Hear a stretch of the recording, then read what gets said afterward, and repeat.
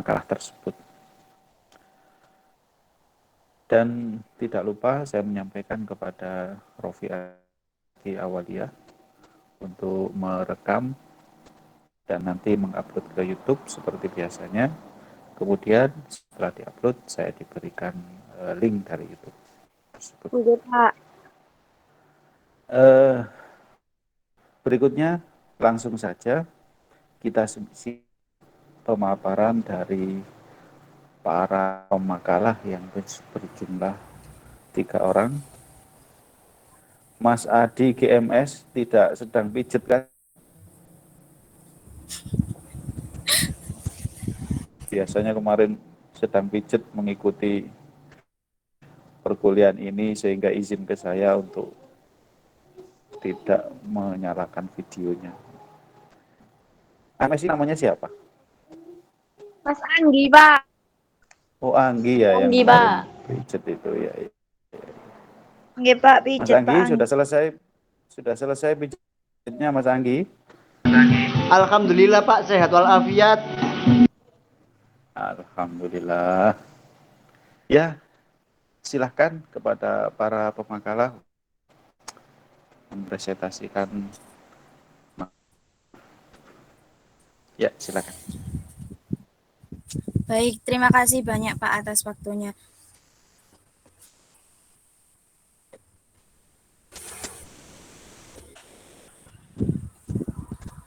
Bismillahirrahmanirrahim. Loh, siapa sing anu? Waalaikumsalam warahmatullahi wabarakatuh. Bismillahirrahmanirrahim. Assalamualaikum warahmatullahi wabarakatuh. Waalaikumsalam. Bismillahirrahmanirrahim. Assalatu wassalamu ala asrafil anbiya'i wal mursalin sayyidina wa Muhammadin wa ala alihi wa sahbihi ajmain. Kepada yang terhormat Bapak dosen Saifuddin dan teman-teman sekalian. Di sini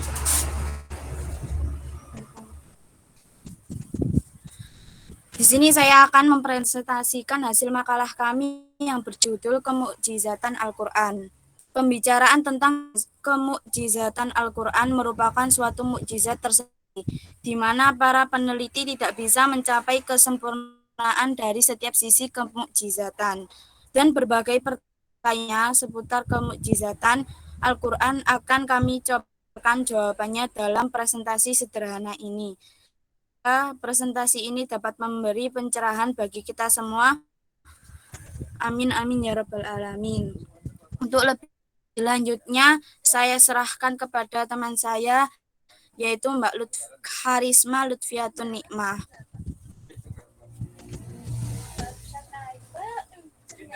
Terima kasih Mbak Zahra memberi saya waktu. Baik, di sini saya akan menjelaskan tentang kemukjizatan. Sebelum itu, mukjizat berasal dari segi bahasa yang artinya itu akan. Sedangkan kalau menurut istilah, mukjizat suatu kejadian yang luar biasa yang dialami oleh calon para nabi dan tidak bisa dilogika atau tidak dapat diterima oleh akal pikiran manusia. Seperti itu. Dan Al-Quran ini juga memiliki keistimewaan yang sangat bisa dibandingkan dengan mukjizat para nabi sebelumnya. Mukjizat para nabi sebelumnya merupakan mukjizat yang hanya dapat diindra dan dibuktikan oleh kaum atau orang-orang yang sezaman dengan nabi tersebut dan tidak dapat diketahui oleh orang-orang setelah zamannya kecuali berita atau kabar. Kan kalau kemukjizatan Al-Quran itu adalah mukjizat yang dapat diindra dan dibuktikan oleh seluruh manusia di setelahnya sampai hari kiamat nanti. Sekarang yang B, jadi tahap-tahap Rasulullah menantang bangsa Arab dengan Al-Quran. Jadi Rasulullah sempat menantang bangsa Arab dengan Al-Quran. Itu kita ketahui bahwa bangsa Arab adalah para ahli bahasa dan balaghah.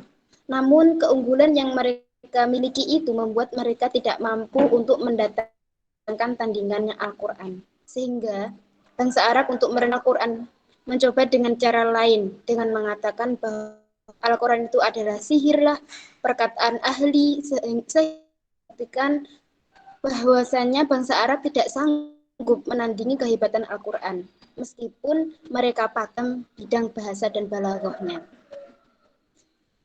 Kemukjizatan Al-Quran sebagai tantangan untuk seluruh dalam segala masa, seperti itu. Sekarang yang C, macam-macam kemukjizatan Al-Quran. Perlu diketahui bahwa secara garis besar, macam-macam kemukjizatan Al-Quran itu dibagi menjadi dua, yaitu kemukjizatan yang bersifat material dan mukjizat immateriologis. Yang pertama, mukjizat material indrawi. Mukjizat ini terdapat pada para nabi-nabi terdahulu. Artinya bahwa keluarbiasaan tersebut dapat disaksikan dan dijangkau langsung lewat indera dan umat-umat tempat Nabi menyampaikan risalah. Contohnya kemukjizatan Nabi Musa yang membelah lautan itu hanya bisa disaksikan oleh kaum-kaum Nabi. Kalau pada masa kita ketahui lewat kabar saja. Yang kedua, mukjizat immateriologis, yaitu mukjizat yang akan kepada Nabi terakhir, yaitu Nabi Muhammad SAW, berupa mukjizat Al-Quran.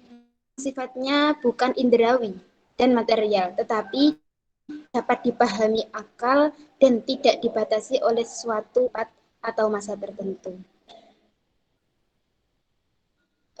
Materi selanjutnya itu akan disampaikan teman kami yang bernama kepada Mas Faik.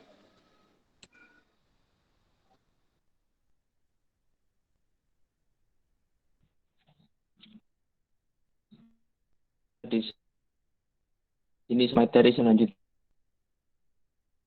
segi kemukjizatan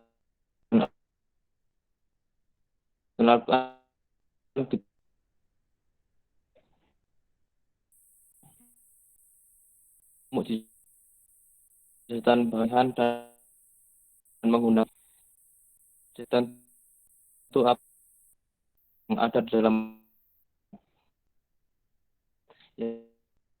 aspek yang akan mengusiakan semua teori merupakan mengtiruan perkembangan Al-Quran pintu-pintu berkontribusi. Yang ketiga, aspek yang membutuhkan itu tidak seringkali berlaku zalim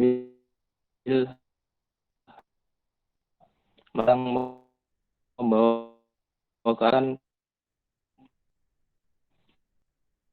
dalam hidup kan dustur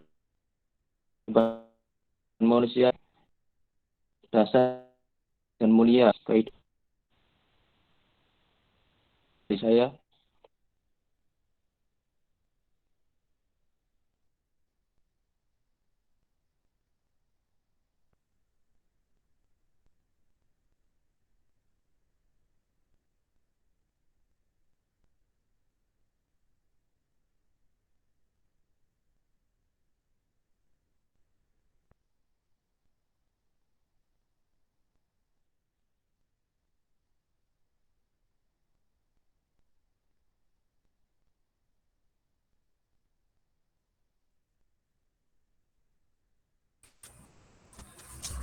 Baik, sampai sini ada yang ditanyakan.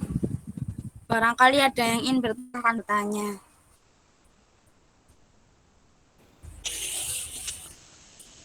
Sudah ini ya presentasinya ya. Tadi suaranya Mas Faik kurang bisa didengarkan.